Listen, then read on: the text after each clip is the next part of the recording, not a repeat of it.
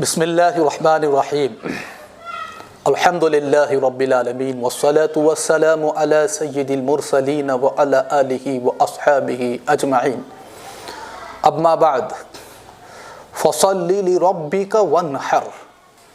قال النبی صلی اللہ علیہ وسلم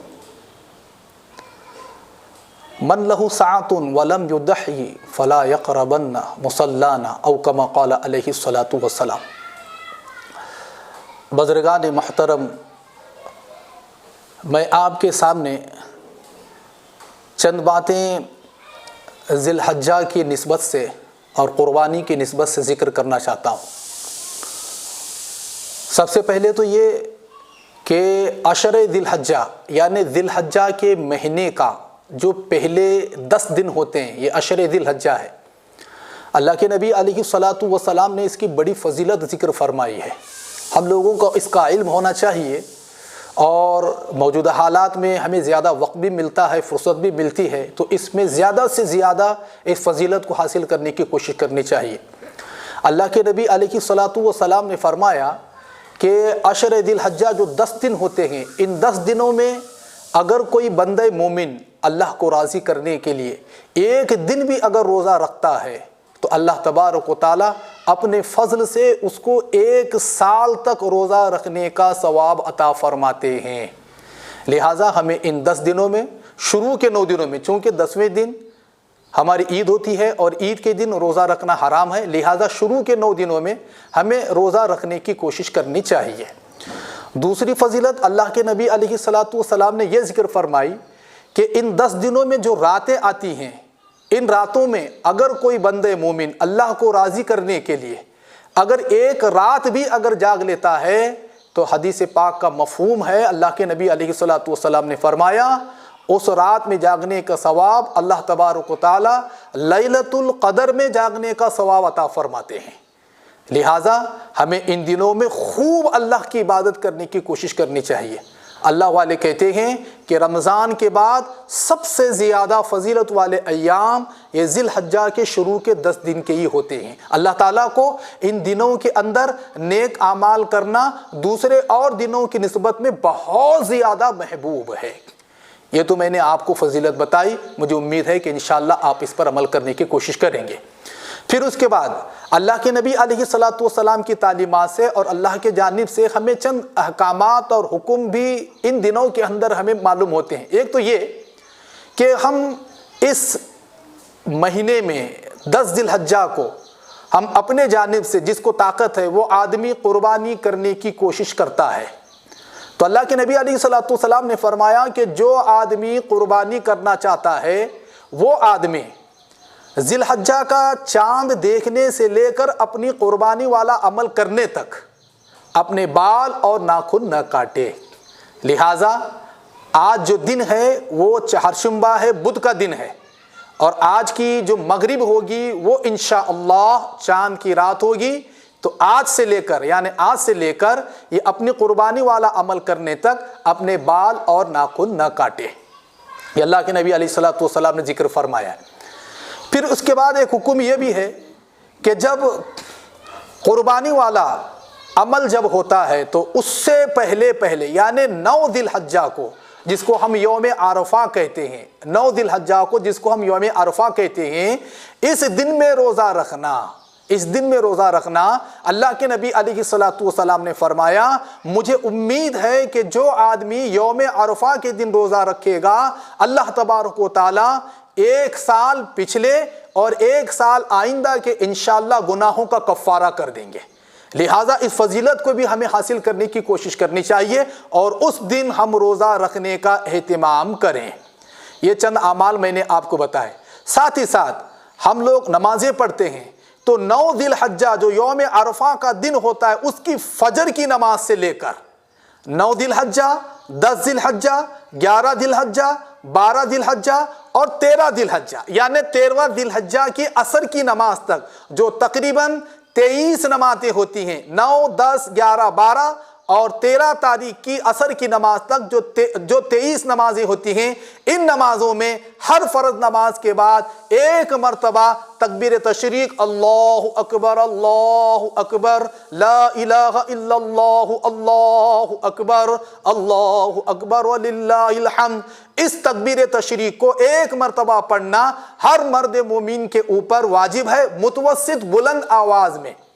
औरतों के सिलसिले में इख्तिलाफ है, लेकिन एहतियात इसी में है और बेहतर यही है कि औरतें भी अपने घरों के अंदर अपनी फर्ज नमाज पढ़ने के बाद अपनी आवाज में आहिस्ता से एक मरतबा इस तकबीर तशरीक को अपने घरों के अंदर पढ़ें। आम तौर पर मस्तूरात इस पर अमल नहीं करती, लिहाजा मेरी गुजारिश है कि जिस जगह में आप नमाज पढ़ती हैं वहां सामने आप लिख कर लगाएं कि हमें यह तकबीर तशरीक हर फर्ज नमाज के बाद 9 दिलहज्जा की फजर की नमाज से लेकर 13 दिलहज्जा की असर की नमाज तक हमें यह पढ़नी है।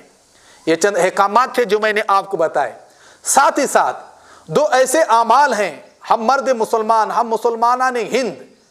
बल्कि सारे आलम के मुसलमान इन अय्याम में 2 ऐसी खास इबादतें हैं जो इन्हीं अय्याम के अंदर अदा होते हैं, इसके अलावा किसी और अय्याम में इसको अदा नहीं किया जा सकता। एक अमल है हज वाला, जो लॉकडाउन की वजह से हिंदुस्तान वालों के लिए ये अब दस्तयाब नहीं है, और साथ ही साथ जो दूसरा अमल है वो कुर्बानी वाला अमल है। कुर्बानी वाले अमल के सिलसिले में हमें चंद बातें मालूम होनी चाहिए। जब कोई बंदे मोमिन कुर्बानी वाला अमल करता है, अल्लाह के नबी अलैहिस्सलातु वस्सलाम ने फरमाया उस जानवर को जब ज़बाह करते हैं तो उसका खून ज़मीन पर टपकने से पहले अल्लाह के यहाँ वो तकर्रुब का ज़रिया बन जाता है, कबूल हो जाता है। और दूसरा है कि अल्लाह के नबी अलैहिस्सलातु वस्सलाम ने फरमाया जिस जानवर को अल्लाह के यहाँ नजराने के तौर पर पेश किया जा रहा है उसके जिस्म पर जितने बाल होंगे अल्लाह तबारक व तआला हर बाल के बदले में उसके एक गुनाह को माफ करते हैं। अल्लाह के नबी अलैहिस्सलातु वस्सलाम ने फरमाया कि इन कुर्बानी वाले अय्याम में 10 दिलहज्जा, 11 दिलहज्जा, 12 दिलहज्जा, इन 3 दिनों के अंदर अल्लाह तबारक व तआला को सारे नेक अमाल तो पसंद है ही, लेकिन कुर्बानी वाला अमल इन 3 दिनों में सबसे ज्यादा महबूब है। लिहाजा हमें कुर्बानी करने की कोशिश करनी चाहिए। और ये एक बात याद रखें, अल्लाह के नबी अलैहिस्सलातु वस्सलाम ने फरमाया जो आदमी कुर्बानी की ताकत होने के बावजूद अगर कुर्बानी नहीं करता, अल्लाह के नबी अलैहिस्सलातु वस्सलाम ने फरमाया वो हमारे ईदगाह को न आए, वो हमारे ईदगाह को न आए। लिहाजा उलमा ने लिखा है कि कुर्बानी करने वाला अमल ये वाजिब है। किस पर वाजिब है? हर वो मर्द, हर वो औरत जो आकिल हो, बालिग हो, मुकीम हो, इन पर बुनियादी जरूरतों के अलावा उनके पास इतना पैसा रुपया हो कि वो ज़कात के निसाब को पहुंचता हो, तो फिर इन मर्द और औरत के ऊपर कुर्बानी करना वाजिब है। और कुर्बानी करने वाले अमल का बदल कोई और अमल नहीं हो सकता। कहीं हम ये ना सोच रहे हों कि भाई लॉकडाउन की वजह से बहुत सारे लोग जो है ना मोहताज हो गए, फुला है, लिहाजा हम कुर्बानी करने के बजाय इसकी जो रकम है वो सदका कर देंगे, खैरात कर देंगे। आप ये बात अपने जहन में रख लें कि कुर्बानी वाला अमल का उसका कोई बदल नहीं हो सकता। लिहाजा हत्तल मकदूर जहां तक हो सके हुकूमत की जानिब से अगर रुकावटें ना हो या फिर कोई और रुकावट ना हो तो जहां तक हो सके हमें कुर्बानी ही करनी चाहिए और इसको पूरी करने की कोशिश करनी चाहिए। अगर किसी ने जानवर खरीदा और उसने कुर्बानी करने की कोशिश की, रुकावटें आ गई, किसी वजह से भी सेहत को लेकर हो गई या फिर महकमे सेहत की जानिब से हो गई या अकाबिरीन ने हमें हुक्म दिया, तो उस वक्त में अगर कुर्बानी वाला अमल 10, 11, 12 तारीख तक भी आप देखेंगे अगर अमल नहीं हो सकता है तो जो जानवर आपने खरीदा है उस जानवर को आपको सदका करना पड़ेगा। लेकिन अगर किसी ने जानवर खरीदा नहीं, अब 10 तारीख को, 11 तारीख को, 12 तारीख को किसी जगह से कोशिश की उसने खरीद कर उसको कुर्बानी करने की, लेकिन वो कर नहीं सका अपनी ताकत के बावजूद भी, तो अब ये 12 तारीख गुजरने के बाद उसके पर ये जरूरी है कि वो जो जानवर है जो कुर्बानी करना चाहता है उसकी रकम को, उस जानवर की रकम को वो सदका करे। वो क्या करे? सदका करे। तो ये अमल मैंने आपको बताया है। साथ ही साथ एक बात मैं आपको बताऊं कि हम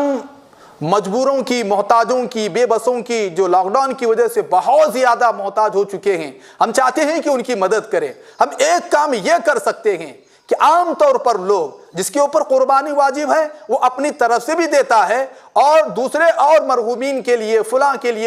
لیے ایصال ثواب کے طور پر بھی وہ قربانی دیتا ہے۔ تو میری ایک آپ سے یہ گزارش ہے کہ ان موقع پر ان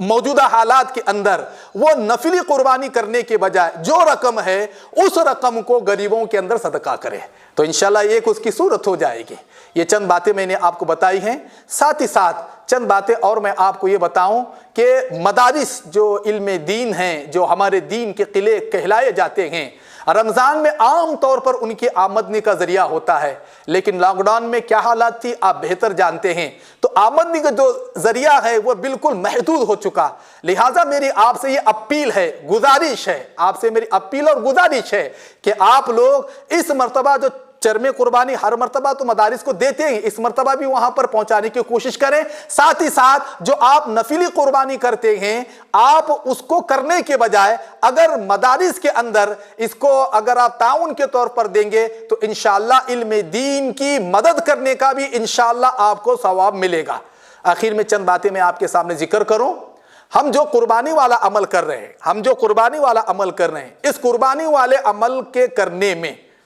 پوری محکمہ صحت کی جانب سے جو ہدایات دیا جاتے ہیں ان سارے احتیاط کے پہلو کو اختیار کرتے ہوئے اس عمل کو کریں گے۔ ہم جانور کو خریدنے میں بھی احتیاط کریں گے،